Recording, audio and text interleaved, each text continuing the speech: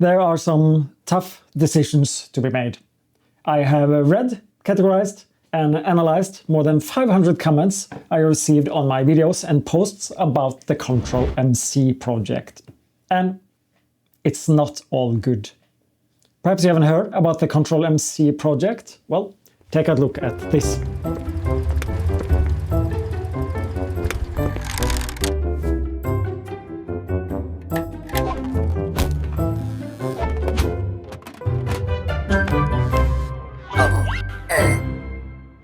This video is sponsored by JLCPCB. If you have ever owned an old motorcycle, you might have had problems with the electrical system. It just doesn't last forever, and at a certain point, it just has so many issues, it's best to just replace it. The Ctrl-MC system that I'm working on aims to solve this problem by simplifying the wiring, making it more reliable, making it more efficient, and with the possibility to add modern features to the bike. And how am I gonna do this?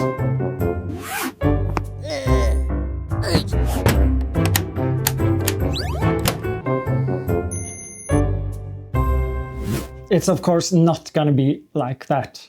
The plan is to add tiny computers called microcontrollers to the motorcycle, just as it is on a modern bike. Here are the two types I have tested, an ESP32 and a STM32.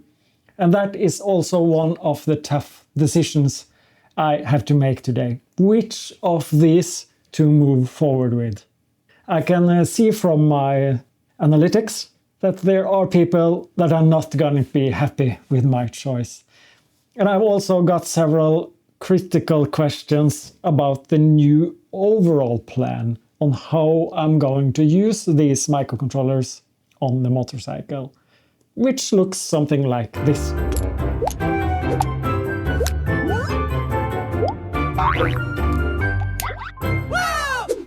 Okay, not exactly like that either, but what the animation tried to illustrate was that the plan is to use multiple microcontrollers around the motorcycle to either output current to light an instrument or receive input signals from switches and sensors.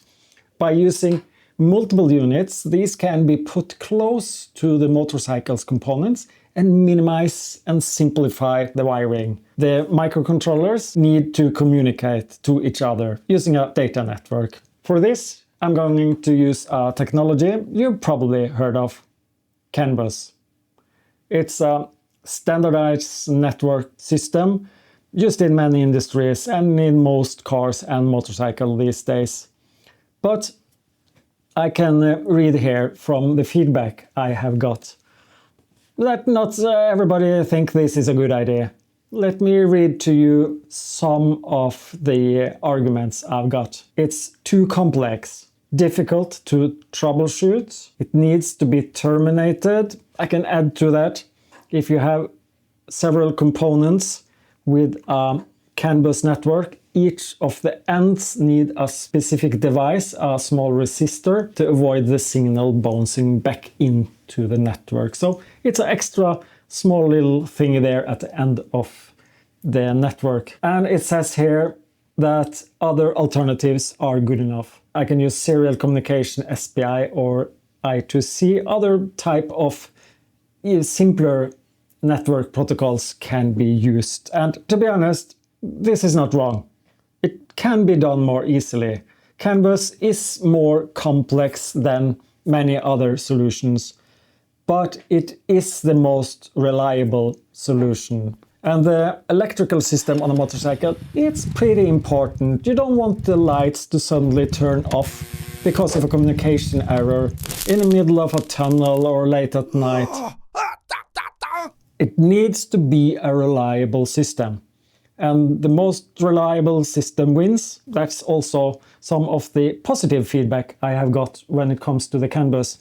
And actually 70%, to be honest, has been positive. It says here, good call, industry standard, reliable system. Yeah, I think we can just conclude here. Canbus is the winner. The decision is made.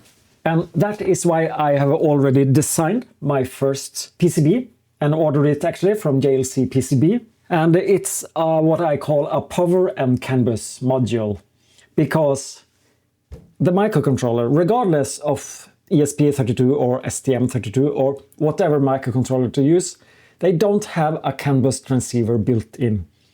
The Canbus transceiver, it's a small component that is between the wire, the cable that is going between the units, and the microcontroller. I can't plug this cable directly into here. The Canbus is run normally on 5 volts, microcontrollers on 3.3 volts. So the actual physical interface, the signals that are sent over the cables, they are 5 volts and they are sent by a transceiver. Motorcycle has normally 12 volts, some older one has 6 volts, and I need to step it down to 5 volts and 3.3 volts. So that is what I have designed here, and this is actually the second prototype in the Ctrl-MC project. I'm using KiCad as the tool for designing the schematics. The first part is for power protection. It has a LED that will lit up if you power it on the wrong way. You should never do that, but if you accidentally mix up the plus and minus, this will protect the electronics. It's also designed with parts, so it should cope with up to 20 volts. After the power protection part, there is a EMI filter. It's electromagnetic interference protection, so just make sure that power that goes into the electronics are as smooth as possible. There will be a separate module that have even more power protection with a built-in fuse, and it should cope with spikes up to somewhere in between of 100-200 volts actually. So this is just the protection in between of each module. So don't worry, it should be pretty safe, this system. That's at least what I'm aiming for.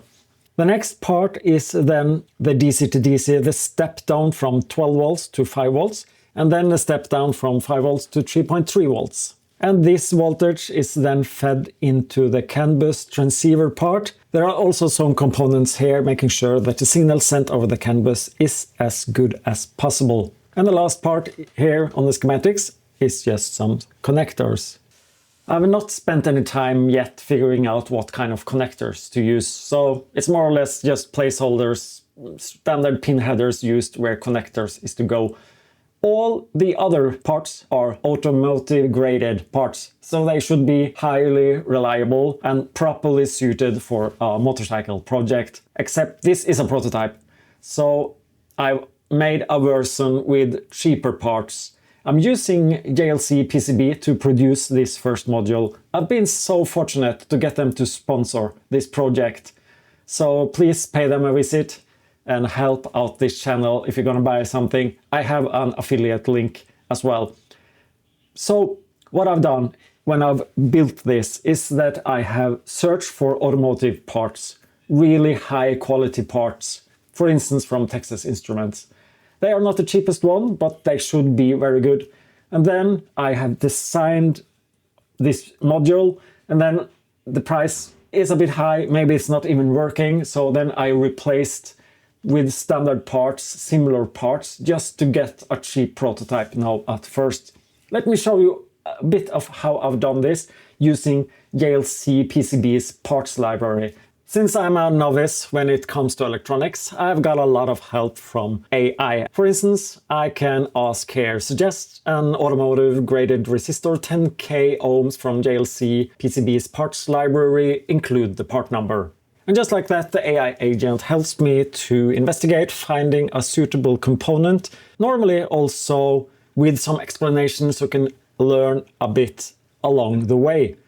Here I can see the part number is this, and I can bring this into JLCPCB's parts website.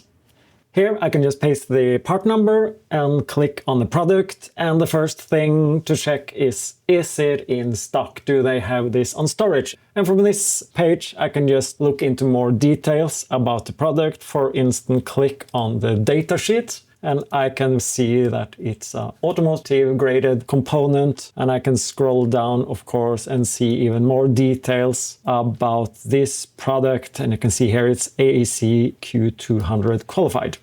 What I do now is to remember this product, and I also remember this label here. So going back to KiCad, I can now use this component. For instance, here I need a 10K resistor. I can double click on it, and here I've added a separate row with the JLCPCB part number and add the correct number.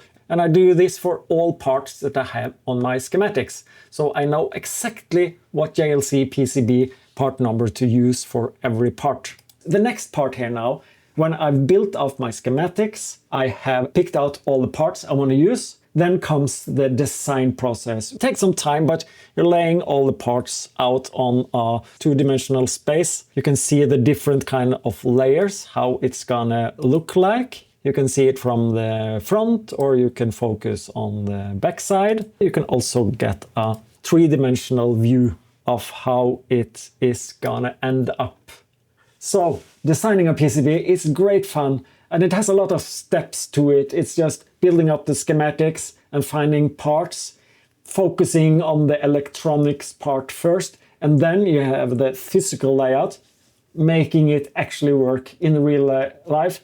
And then comes ordering this. And KiCad has different functions for exporting the layout, how it's going to be like in something called Gerber files, which is a lot of files that you put into a zip file. And then you export the bill of materials. That's also a file that is produced automatically from KiCad. Need to remember to add the JLCPCB part number column. So that is added to the bill of materials file. And then there is a positioning file. Where is the X and Y position where the parts are gonna put? And then it's just to import this into JLCPCB's website, not from the parts library, but then we're moving over to the JLCPCB's main website. The first thing you should do is to create an account, sign in, and make sure at the top right corner here you select the right country, language, and currency, so JLCPCB can estimate the shipping cost for you. Then you will find a button where it says Instant Quote, and the first thing you do here is then to add the Gerber file. I have prepared it here, the zip file, so all of these files are put into the zip file, and it takes some few seconds for the files to be imported. And then you get a preview of the PCB ready to be produced. You can scroll down here to select different kind of options. I always select my favorite color, which is black. What you should do is to go to the Gerber viewer and take a look if the files look correct as you assume them to be. And you can also select the DFM check to inspect if there are some potential problems with your design. And that's it really if you're just gonna order the PCB and solder it yourself. But I want to get it assembled, so I scroll all the way to the bottom of the page and check the mark PCB assembly. Then I get some new options, and I want to click yes, confirm parts placement, and do not confirm automatically. At least for me, who is a novice, maybe I've done something wrong. I get a second chance, so within some hours I will be able to confirm or reject the production if I can see some mistakes. Then it's just to go to the next page. I'll get again a preview, and I can go to the next page, and here is the two next files. So now I will upload my bill of material file and my component placement file, and then go to the next page. I will get a list of all my parts, and you should really inspect this to make sure something is not missing or added wrongly. Then the next page is again another verification, but this time it's very cool because now JLCPCB has added all the components, so you can see if everything is put on correctly. And then it's the last page, and you get a quote with the price. And that's it. Final step is to do the checkout, select the shipping method, and place the order. And my PCB is actually already made and in the mail. Maybe I even get it before this video is done.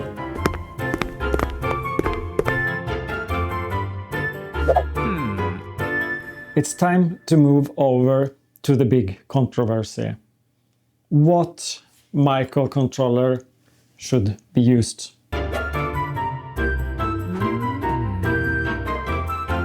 If you have not already guessed it, the cartoon with the red t-shirt, that's supposed to be me. I asked for a cartoon based on the avatar I've used for years here on my YouTube channel. Not really sure about the resemblance. The animator was pretty cheap, and I guess you get what you pay for.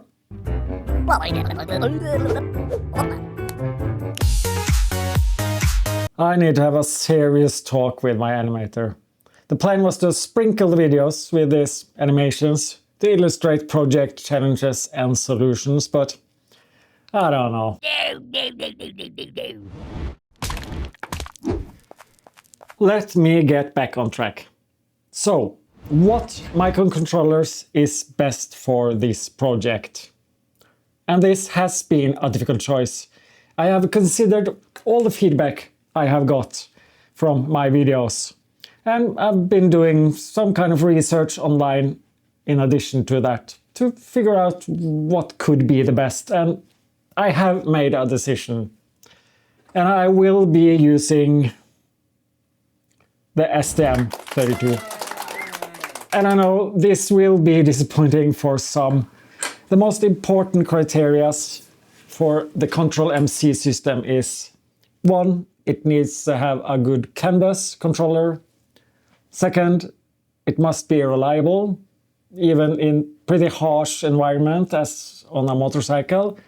And 3, I want it to be compact, as small as possible. The STM32 microcontrollers scores better on all of these points compared to the ESP32. And the G431 variant I have selected has a very good Canbus controller. And the STM32 all in all is considered to be an industrial graded component. And it has a very small footprint. It is extremely small compared to the ESP32. However, there are possibly some downsides switching to a STM32 controller as well. It can be more expensive, it might be more complex, I've heard, and it's not that commonly used by hobbyists as the ESP32. And I am afraid this might be a challenge for building a community because of this. I am launching this as an open source project. Anyone can download the code from GitHub. I'm sharing all the schematics and I'm telling all about it here on YouTube. I do have a Discord server ready for you if you are interested.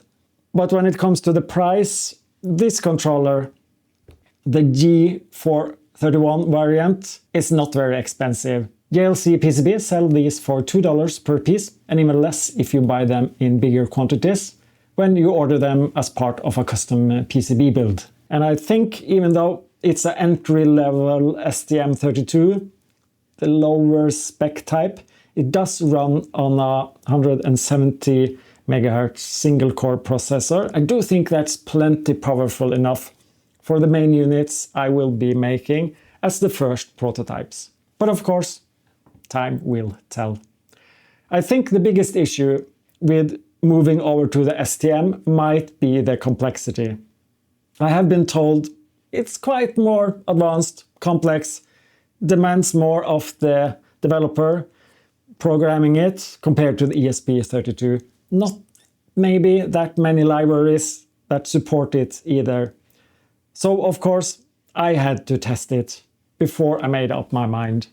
So I started the first evening after I have bought them. I bought 10 of these development boards so I can test out the Canbus. I started by plugging in the USB-C cable to my PC, and a couple of hours later I had programmed it with the first simple program. Then I used about 2 or 3 more hours to port the speedometer and tachometer program I built for my adventure motorcycle using the ESP32 controller. And it was working just as fine with the STM32. In other words, it's really not that much more complex than the ESP32.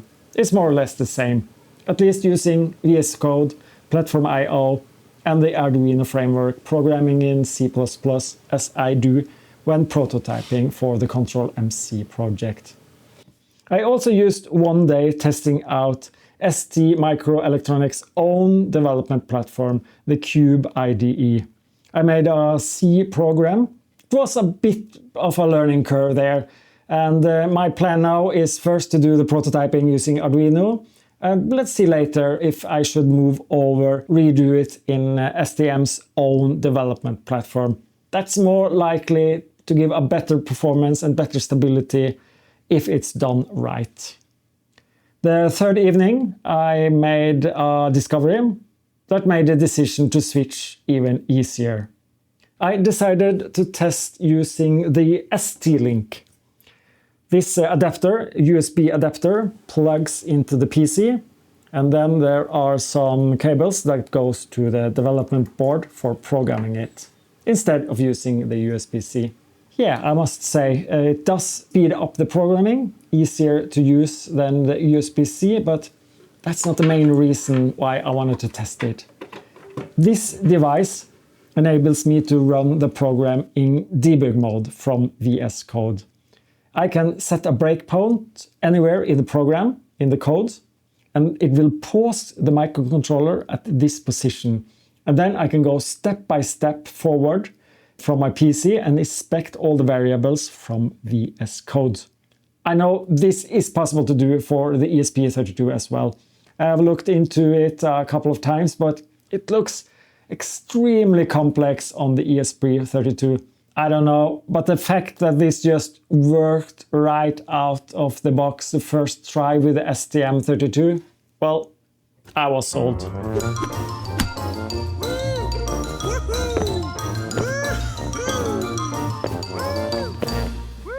And look what I got in the mail. It for sure takes a longer time for me to make these videos and to learn electronics than it takes JLCPCB to fabricate this. This is exciting.